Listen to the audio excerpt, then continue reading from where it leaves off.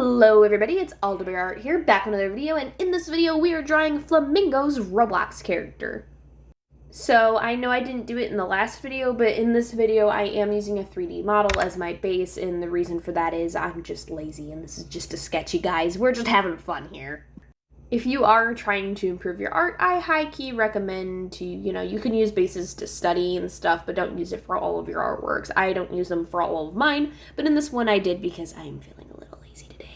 So my sister, her username is #Ro, by the way, she kept bugging me to draw Flamingo's character, and I kept telling her, I know, he's like one of the most famous Roblox players. Clearly I have a list, and he's near the top of that list, so here you go. Here he is. The thing I struggled most with in this specific artwork was the hat. I took extra reference photos of it from different angles, but I just hate drawing hats in general, and I try to practice them at least once in a while just because they're so annoying to me. I'm a hardcore believer in if you struggle with drawing something, don't avoid it, just do it. So this is one of the very rare but, planned instances where I did, in fact, draw the hat.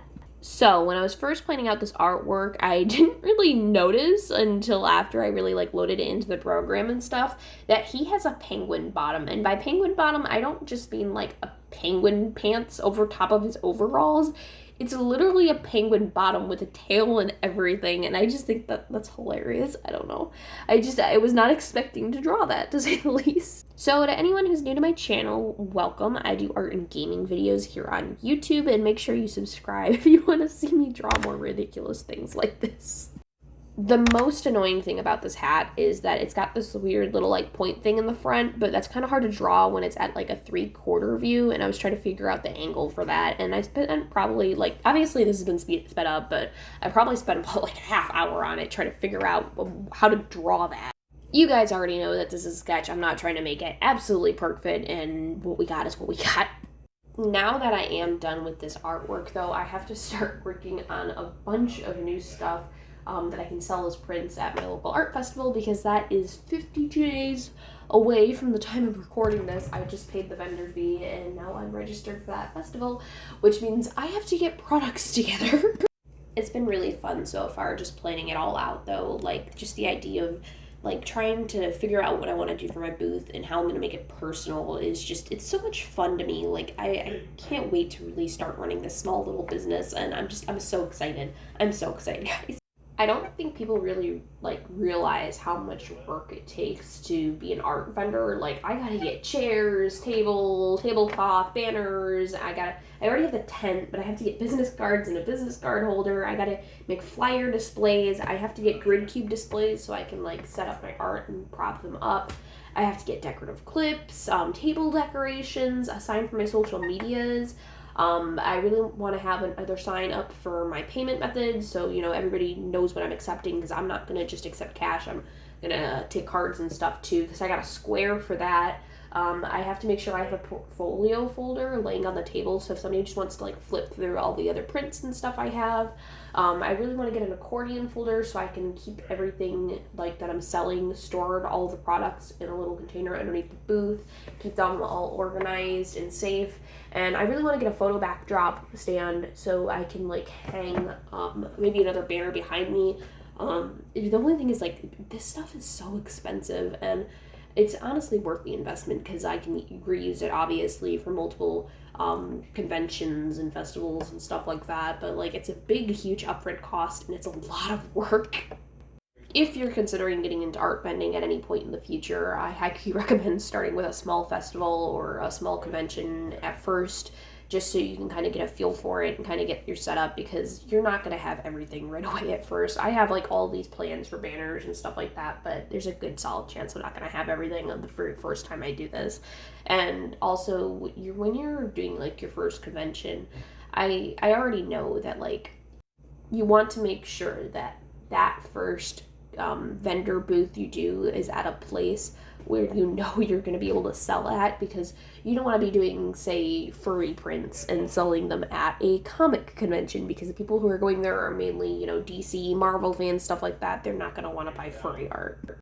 The good news is the festival I'm going to is specifically an arts and crafts festival, but also there's a lot of kids that go, and my main goal is to recruit more people to come watch my YouTube channel. So I'm gonna have like all this advertisements for YouTube and stuff there, and I think more than anything else, less trying to force my products on people. I think I'm mainly going to get my name out there. Because, like, the only issue with this is I'm going to an arts and crafts festival rather than a convention, so even though there's going to be more kids, there's going to be less people there who are actually looking to buy art that's in the style of stuff I do. Like, I don't think there's going to be a whole lot of people there to buy anime and cartoon artworks. I think they're mostly there for, like, realistic portraits and landscapes and stuff like that, but even so, I'm just mainly focusing on just getting kids to come to my channel with this thing, and I think this should work out pretty well. In other news, I have secured a job as a substitute teacher, which I'm really excited about because that's going to allow me to set my own schedule and stuff like that. So it's only a part-time job, but that would allow me to, still make a little extra income while I try to grow my art business, and I'd be able to set my own hours, so it hopefully won't conflict with YouTube anymore. And I'm just, once again, so happy to not be working at my old job anymore because it was just a lot of stress and it was a lot of hours, and I wasn't really able to put myself first, and now I can, and I'm just really excited about that.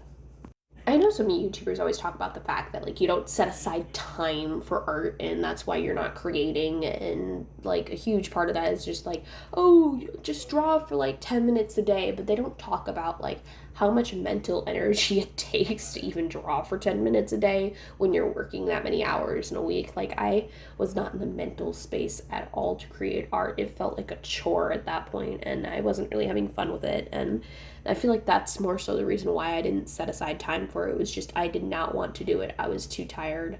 And sometimes, guys, you got to give yourself a break. You don't have to force yourself to do anything. Being able to upload 3 times a week now has just been so rewarding for me. I feel so much more accomplished in everything. And I'm just so excited because now I have like a set day for tutorials. I am able to plan out better for them. And I'm hoping I'll be able to help more people with stuff because there's just so much stuff I want to be able to talk about and like show you guys. And I really want to help some people. So I'm just so excited. I have this time to do it now. An art medium I'm really trying to get into is watercolor because I have so many watercolor supplies. I have watercolor pencils. I have a couple different brands of paint and stuff now, and I have like the really expensive Canson watercolor paper, and I really, really want to get into watercolor, and I feel like it's a lot of cleanup work, but at the same time, I know for a fact it's like a really good medium because you can use it to not only mimic the effects of like Copic and stuff, but you can also create like things that literally look like digital art with it. And I really love the effects and stuff it brings, and I really want to get into it, but I'm also just like really afraid of messing up my expensive supplies.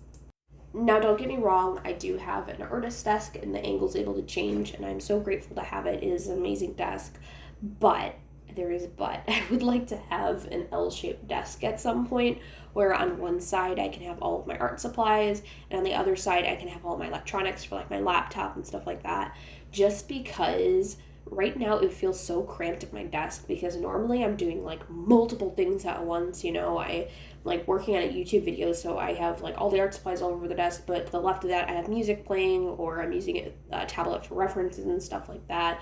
And sometimes I have, applications and stuff running in the background. So I think I'd do better with an L-shaped desk in the corner of this room because then I can keep everything separate, and I feel like it'd be easier for cleanup too.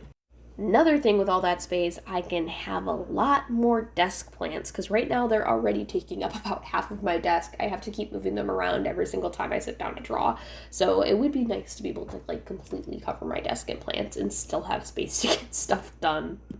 Speaking of plants, I ended up putting in a background on this that's just like greens and blues and kind of looks like outside. I didn't really want to do anything like super fancy or detailed background, but I just wanted something simple that wasn't just pure white.